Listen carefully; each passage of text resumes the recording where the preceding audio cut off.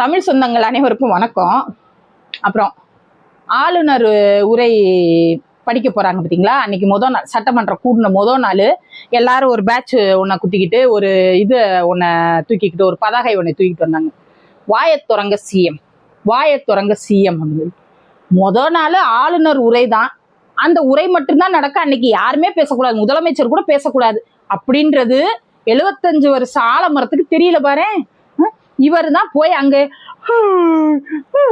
தூங்கி வழிகிறாரு. உங்க சின்ன தட்டி அந்த சீனியர்லாம் இருந்திருப்பீங்களா, அவங்க கூட அவருக்கு சொல்லி கொடுக்கலையா? இந்த பறவை முனியம்மா சொல்லும்ல, சனியனே நைட்டு பூரா இதைத்தான் உட்காந்து ஒட்டிட்டு இருந்தியா அப்படின்னு இப்படி தள்ளி விட்டுட்டு போகும்ல, அது மாதிரி இது கூட தெரியாம அந்த பதாகையில ஒட்டிட்டு நைட்டு பூரா ஒட்டிட்டு வந்து இப்படி பிடிச்சிட்டு நிக்குது. வாயத்துறங்க சிஎம், வாயத்துறங்க சிஎம். சரி சொன்னியே, கேட்டியா? கடைசி நாள் எங்க சிஎம் சார், எங்க தலைவர் வாயை திறந்தாரு, உக்காந்தியா?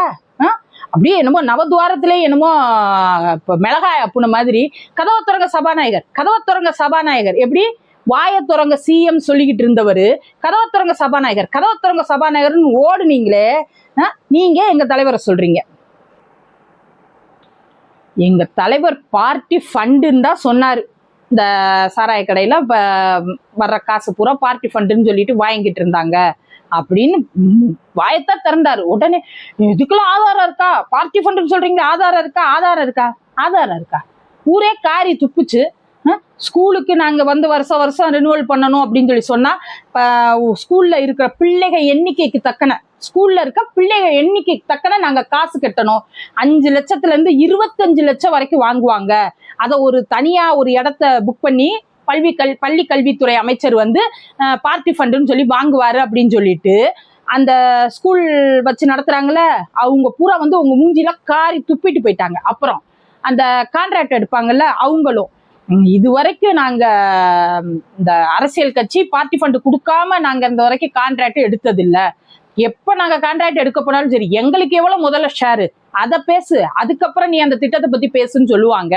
ஆனா இப்ப இந்த அரசு அப்படிலாம் இல்ல, நீங்க வர்ற காசுல நீங்க செய்யுங்க, நல்லபடியா செய்யுங்க அப்படின்னு சொல்லி சொல்றாங்கன்னு அந்த கான்ட்ராக்டர்காரரு பேட்டி கொடுத்திருக்காரு. அதுவும் இன்னைக்கு எல்லா இடத்துலயும் இருக்கு, எல்லா செய்தி சேனல்லயும் அந்த ஒளிபரப்பு பண்ணாங்க. அந்த ஸ்கூல் தாளாளர்கள் பேசுனதையும் அந்த கான்ட்ராக்ட்காரவங்க பேசுனதையும் எல்லா செய்தி சேனலும் ஒளிபரப்புச்சு. அப்ப எல்லாம் என்ன, அப்ப அதான் சொல்றது, நீங்க நைட் நேரம் எதையாச்சும் ரீபோஸ்ட் பண்ணிட்டு இருப்பீங்க, பகல் பூரா தூங்கிட்டு இருப்பீங்க, செய்தி சேனல் பார்க்கலாம் உங்களுக்கு நேரம் இருக்காது இவர் எதிர்கட்சி தலைவரே. அதனாலதான் நீங்க அதுக்கு ப்ரூஃப் கொடுங்க, ப்ரூஃப் கொடுங்க. ஊரே காரி துப்பிருச்சு, இதுக்கு ப்ரூஃபா? சரி, இதுக்கு ப்ரூஃப் கேக்குறீங்களே, எப்ப பார்த்தாலும் சோஃபா மாடல் ஆச்சு அப்படின்னு, அதுக்கு நீ ப்ரூஃப் கொடுத்தியா? எங்க தலைவர் தான் அந்த சோஃபாக்குள்ள காசு வச்சு அந்த கட்சி தலைவர் கொண்டே கொடுத்தாருக்கு, என்ன ப்ரூஃப்? இதை வெளியிலேயே சொல்லிட்டு தெரியுறீங்க, சட்டமன்றத்திலேயே சொல்லிட்டு தெரியுங்க. அப்புறம் குதிரை பேரம், கழுதை பேரம், இதை நீங்க என்ன குத்த வச்சு பாத்தீங்களா? எங்க தலைவர் இவங்களுக்கு காசு கொடுத்தாரு, இவங்களுக்கு இது சொன்னாரு, அதை கொடுத்தாரு அப்படின்னு சொல்றதை நீங்க பாத்தீங்களா? அதுக்கு என்ன ப்ரூஃப் இருக்கு? அதெல்லாம் பேசிட்டு தெரியுறீங்க. உன்னை பத்தி ஏதாச்சும் பேசிட்டா மட்டும் ப்ரூஃபை காட்டு, ப்ரூஃபை காட்டு, ப்ரூஃபை காப்பு. அப்புறம் அடுத்தவங்களை பத்தி பேச எனக்கு தான் வாய் இருக்குன்னு இங்க இருந்து இங்க கிளியிற வரை. ஆளுநர் உரைக்கு மறுநாள் வந்து ஆளுநர் பதில் உரைன்னு சொல்லி ஒண்ணு இருக்கும். அப்போ எதிர்கட்சி தலைவர் உரையாற்றினார். உரையாற்றி முடிச்ச உடனே கொஞ்சம் லேட்டா தான் நம்ம பள்ளி கல்வித்துறை அமைச்சர் இருக்காருல்ல, ராஜ்மோகன் இருக்காருல்ல, அவர் எந்திரிச்சு பதில் பேசுறாரு. அப்ப அவர் எந்திரிச்சு பதில் பேசிக்கிட்டு இருக்கையில தான் எதிர்கட்சி தலைவரும் அந்த திமுக எம்எல்ஏக்களும் வெளியே போறாங்க. ஆனா அவர் என்ன சொல்றாரு அப்படின்னா, நான் பேசிட்டு போயிட்டேன், எல்லாம் முடிஞ்சிருச்சுன்னு சொல்லிட்டீங்க, நான் வீட்டுல போய் டிவி போட்டு பார்த்தேன், அப்ப ராஜ்மோகன் பேசிட்டு இருந்தாரு. ஏன் இவ்வளவு போய் சொல்றீங்க? ஏன் இவ்வளவு போய் லைவ்ல போய்கிட்டு இருக்கு? ராஜ்மோகன் அமைச்சர் வந்து எந்திரிச்சு பேச ஆரம்பிச்சுட்டாரு, அப்பதான் நீங்க எல்லாரும் எந்திரிச்சு வெளியே போறீங்க.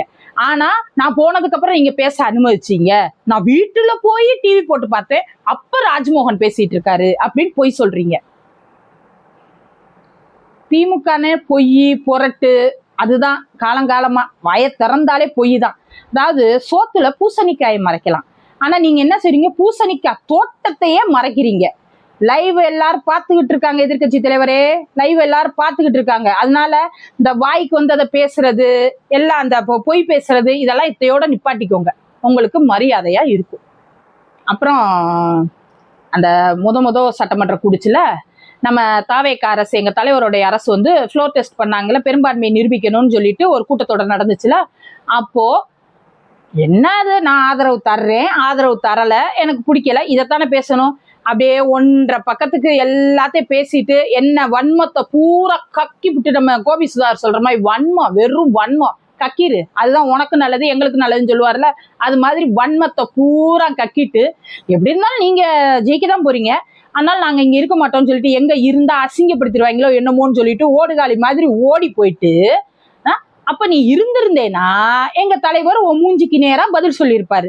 இப்படி இப்படி இப்படி அப்படி அப்படி அப்படி அப்படின்னு என்னென்ன செய்யணுமோ அவ்வளவு செஞ்சிருப்பாரு. நீ ஓடுகாலி மாதிரி ஓடி போயிட்ட.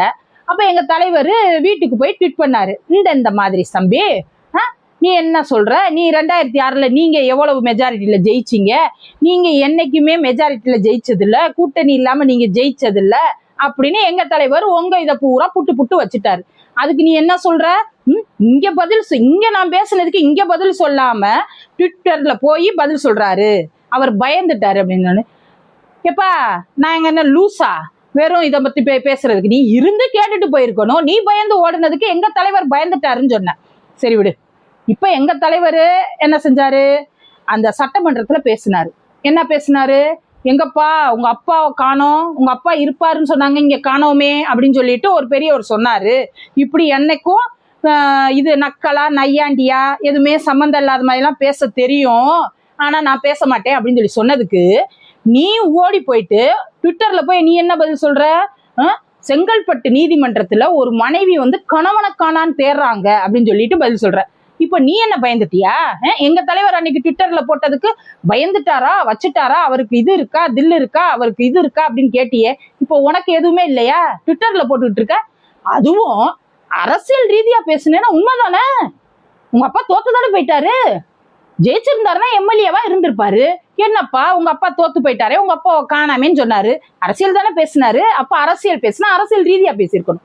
நீ என்ன பேசுற, இது மனைவி வந்து கணவனை காணான்னு சொல்றது, உன் மேட்டரை பேசுவோமா, உன் மேட்டரை பேசுவோமா? நம்பர் நடிகைக்காண்டி பால்டாயில் குடிச்சிங்களே, பால்டாயில் அதை பேசுவோமா? அப்புறம் துபாய்க்கு அந்த மேட்டர் பேசுவோமா? அப்புறம் உங்களுக்கு பிடிச்சவங்களுக்காண்டி உங்க சொந்த செலவுல கார் பந்தயம் நடத்தி இருக்கணும் சார். இங்க தமிழ்நாட்டு விளையாட்டுத்துறையில இருக்கிற கஜானாவை காலி அடிச்சு அங்க போய் கார் பந்தயம், அதுவும் எப்படி இங்கிட்டு ராஜீவ்காந்தி இது, அங்கிட்டு ஏதோ ஒரு மருத்துவமனை, அங்கெல்லாம் வந்து சத்தம் இருக்கக்கூடாது, அங்க ஆம்புலன்ஸ் 24 மணி நேரம் போய்கிட்டு வந்துட்டு இருக்கோம், அந்த ரோட்டை மறைச்சு கார் பந்தயம் நடத்துனீங்க. இதெல்லாம் பேசுவோமா? சொந்த பேசணும் அப்படிங்களேன், திமுக பேச்செல்லாம் சொந்த விஷயம் எடுத்தோம்னா நாரி போயிரும். அதனால அதுக்கப்புறம் என்ன பேசணும், ஸ்கிரிப்ட் அது வேற, மாண்புல பேசுவேன் அடுத்து. அப்புறம் அந்த ஓடி போனாங்கல்ல கடைசி நாள், நம்ம தலைவர் வந்து அந்த பார்ட்டி ஃபண்டுன்னு சொன்னோன்னே வெளியே பத்திரிகையாளர்கள்லாம் அப்படியே ரெடியா நின்னாங்க. அப்ப போய் சொல்லுது இவர் எதிர்கட்சி தலைவர் சொல்றாரு, அங்க விஜய் அவரெல்லாம் நடிகர், ஸ்கிரிப்ட் இல்லாம அவரால் செய்ய முடியாது, பேப்பர்ல எழுதிட்டு வந்து ஸ்கிரிப்டை பார்த்து பார்த்து படிக்கிறாரு.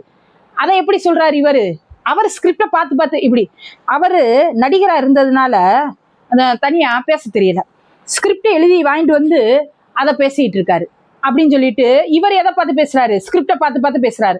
அதை எந்த பத்திரிகைக்காரனாச்சும் அவரை ஸ்கிரிப்டை பார்த்து படிக்கிறாருன்னு சொல்றீங்களே, இப்ப நீங்களும் ஸ்கிரிப்டை பார்த்து தானே சார் சொல்றீங்க அப்படின்னு கேட்க தில் இருந்துச்சா, திராணி இருந்துச்சா? அப்புறம் சட்டமன்றத்துல முன்னாள் பொம்மை மின்சாரத்துறை அமைச்சர் அப்படின்னு சொல்லி ஒருத்தர் இருந்தார்ல சிவசங்கர், அவர் என்ன சொல்றாரு அப்படின்னா, நம்ம திரைப்படத்துறை இருக்காருல்ல அட்லி, அவரை பத்தி அங்க பேசிட்டு இருக்காரு. அப்போ அவங்க பூரா இப்போ நம்ம இவரை பத்தி ஸ்டாலினை பத்தி பேசல என்ன சொல்றாங்க, சட்டசபையில இல்லாத ஒருத்தரை பத்தி நீங்க பேசக்கூடாது அப்படின்னு சொல்லி சொல்றாங்க. சட்டசபையில இல்லாத ஒருத்தரை பத்தியே பேசக்கூடாதுன்னா சட்டசபைக்கு சம்பந்தமே இல்லாத அட்லியை பத்தி பேசுறீங்களே, இது ஏன் பேசுறீங்க அப்படின்னு சொல்லி கேட்டா அவர் சொல்றாரு, நான் அட்லியை பத்தியும் பேசுவேன் சட்னியை பத்தியும் பேசுவேன் அப்படின்னு சொல்லி சொல்றாரு. சட்னியை பத்தி பேசுறியே, நாமக்கல் கிட்னியை பத்தி பேசுனியா, கிட்னி திருட்டை பத்தி பேசுனியா? கிட்னி திருட்டுல யார் ஈடுபட்டா? உங்க திமுக எம்எல்ஏ கதிரவன், அவருடைய ஆஸ்பத்திரி, அவர் தான் அதுக்கு காரணம் அப்படின்னு சொல்லி ஒரு வழக்கே இருந்துட்டு இருக்கு. அவங்க இனிமே அந்த இதுல அந்த கிட்னி சம்பந்தமா எந்த ஒரு ஆப்ரேஷனும் பண்ணக்கூடாதுன்னு தடை போட்டிருக்காங்க நீதிமன்றம். அதை பத்தி பேசுவோமா? மக்களுக்கு தேவையானதை பேசுங்கடா அப்படின்னா உள்ள போய் உட்காந்துக்கிட்டு நான் அட்லியை பேசுவேன், ஜெட்லியை பேசுவேன், ஜாக்கி ஜானை பேசுவேன் அப்படின்னு வசனம் பேசிட்டு இருக்கீங்க. இதுக்குதான் மக்கள் வந்து உங்களுக்கு ஓட்டு போட்டு அனுப்பியிருக்காங்க. கரகம். இந்த மாதிரி இருக்கிற திருட்டு கேஸு இந்த பயல்களை பூரா தயவு செய்து உள்ள தூக்கி போடுங்க தலைவரே. இப்ப இருக்கிற முதலமைச்சருக்கு நான் ஒரு வேண்டுகோள் வைக்கிறேன். பல பேரை ஏமாத்தி இந்த மாதிரி கிட்னி திருட்டு பண்ணியிருக்காங்க. அவங்களுக்கெல்லாம் ஒரு நிவாரணம் வேணும், அவங்களுக்கெல்லாம் ஒரு இது வாங்கி கொடுக்கணும், நீதி வாங்கி கொடுக்கணும்னா அவங்கள நடவடிக்கை எடுங்க. அவங்க மேல் நடவடிக்கை எடுக்கிறது தான் அவங்களுக்கு உண்டான நீதி. முதல்வர் இதை தயவு செய்து கவனிக்கணும்.